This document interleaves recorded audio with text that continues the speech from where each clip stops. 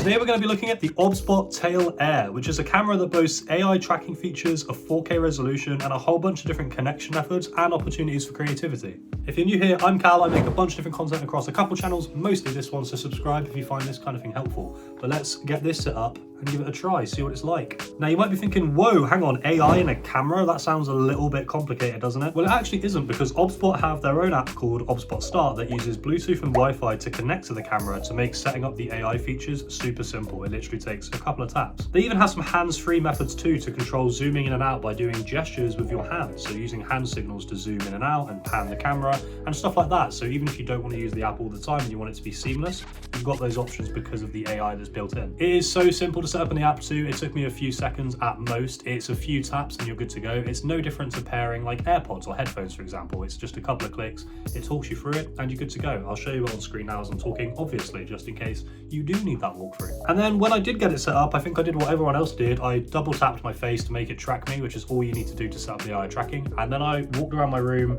and threw up some weird hand signs and led down a bit and ran around trying to basically catch it out and see how well the tracking actually tracks you.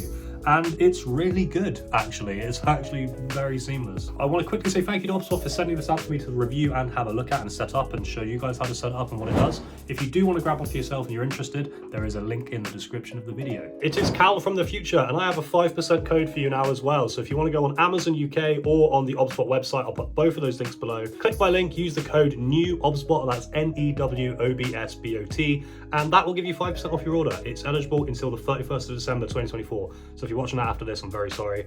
Maybe find one elsewhere. But yeah, back to the video. Before we go too deep with this though, let's have a quick look at what you're going to get in the box. The Tail Air comes in a sleek looking red box. Feels very premium, as you can imagine, and inside you are greeted with a soft shell carry case. This houses the Tail Air camera itself, and off the bat it's very lightweight, which I can see being a big plus if you're taking this out for usage on the go, because it is portable. You also get a cable for wired use when you're plugging this into your PC or other devices for when you're streaming, for example, as well as some really nice little extra USB adapter options for different connection methods to give you a little bit more freedom and control over being able to use this on multiple devices like Mac, for example. You do have a huge array of options to connect this to a plethora of devices, which I'll show on screen now for you. But let's jump into some of the features and the quick setup for this awesome piece of tech. In terms of the app setup, once you've paired this to your Bluetooth and Wi-Fi and you're ready to go, you will see your phone showing you the live feed from the camera with all of the different options on the user interface on the screen. Now, in terms of getting the AI to work, you literally just need to double tap on your face and it will show you a green tracking box around you, which is how you know you have the AI tracking features enabled. It's got a bunch of options for tracking too. One thing I love is that if you walk out of the camera's view, which is kind of hard to do by the way, considering it has almost complete room coverage of how it spins on a bevel. Even in a large office like mine, for example, I was tracking up and down, left and right, and it basically followed me everywhere, which is pretty cool. But let's say you do manage to break its gaze. If you then walk back into the view, the AI tracking immediately recognizes you again, and it will pick back up where you left off. And you can even use it, believe it or not, to track your pets and some animals in general, which is pretty awesome in my opinion. It's like a little bonus because look how cute my cat is. Surely that deserves a like on the video. Considering that most of the competition for these type of cameras are typically 1080p too, it's nice having the option for crisp 4K 30 setups to set yourself apart from other streamers, for example, or when you're recording too. You can still use it at 1080 60 if you prefer, bearing in mind this does use Wi-Fi, so lower resolution might help you a little bit if you're having any lag or latency issues. And another cool thing I found out is that if you do have multiple camera angles, a built-in feature of this app is AI director grids. So if you have a live show or a podcast or a higher production stream, for example, with multiple angles that you need to have all at once, you can seamlessly click between these like a professional showrunner would. And this means that over time, if you wanted to expand your setup and do a higher production stream, you could buy multiple of these cameras and have a fully fledged show on the go, or just multiple different camera angles like you've probably seen some streamers do before. Taking a look at the device itself, you'll see that as well as a USB-C connector and the power button, it has a built-in microphone,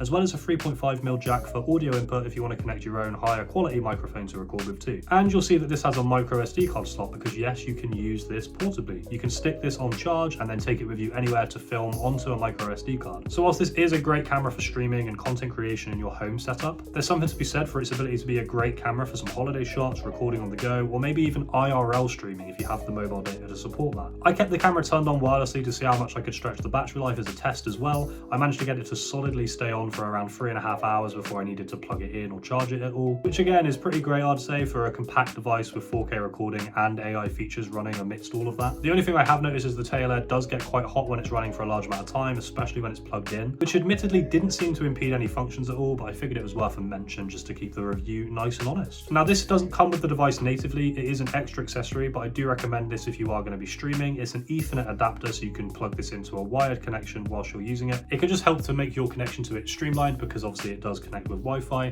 I didn't have any issues with it wirelessly, but this is nice, I guess, if you have less good internet or just any problems with lag normally, it could bolster that a little bit for you just to make it a bit higher quality. On that topic, the camera does reduce any lag you're going to get. It actually does have NDI support. NDI HX3 has become the kind of NDI format of choice for the vast majority of people who run live events and live video production or streaming applications. Now, if you're enjoying this rundown, you want to see more videos on tech and content creation and streaming tips and advice and stuff like that, then hey, subscribe, stick around, please. I'd love to hear from you. I've also got a website down below, by the way, with some free Twitch artwork and a Discord full of other people, content creators, streamers like yourself. So if you want to come down there, talk to me, talk to them, get some help, join a community, do it. Now, in terms of setting it up in OBS or any streaming software, it's equally incredibly simple to do and no different to any other webcam, basically. You simply need to plug in your tail air via the provided cable, go down to your scene settings and add a new source, choose the video capture device, and then choose the OBSBOT Tail Air from the drop down, and then bam, you're all set up and ready to stream. You can of course tweak some settings in either the OBSBOT app or in OBS itself, but otherwise the setup is as painless as any other camera, as you could probably imagine. I'll put a couple of clips here of me testing this out on OBS with a gaming stream setup, and you can see it's pretty seamless. I didn't experience any latency.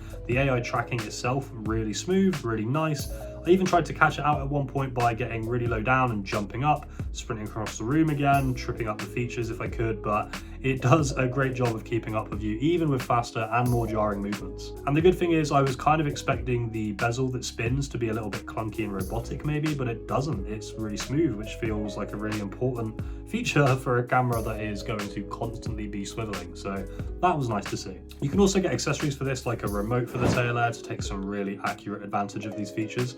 Which would be especially useful, I guess, if you have the camera further away from you, or if you do have a multicam setup, for example. Another cool little feature to bring up is its low light performance. So as you can see here, I turned off all of my office lights and the RGBs to test its performance in lower lighting, and you don't get any of that typical kind of graininess or loss of quality that you'd expect with a lot of other webcam alternatives. Honestly, the tail air's ended up being one of the most impressive cameras I've probably ever seen and used personally. Speaking of other cameras, here's a little comparison for you of the OBSBOT Tail Air and its features and price points compared to some others on the market. And as you can see, the tail air does cost, yes, more than most cameras, but it's packed full of features that we're just not seeing or getting anywhere else, so you can kind of see why they've done it. Thank you again to OBSBOT for sending this out for me to have a little play with. It was a blast showing you how to set it up and testing out the cool features, and I really enjoyed it, so I'm hoping you guys did too. If you did enjoy it, subscribe, stick around, leave a like, and come back next week for another cool video. I love you, take care, good luck with your content streaming and whatever you're doing. Mwah.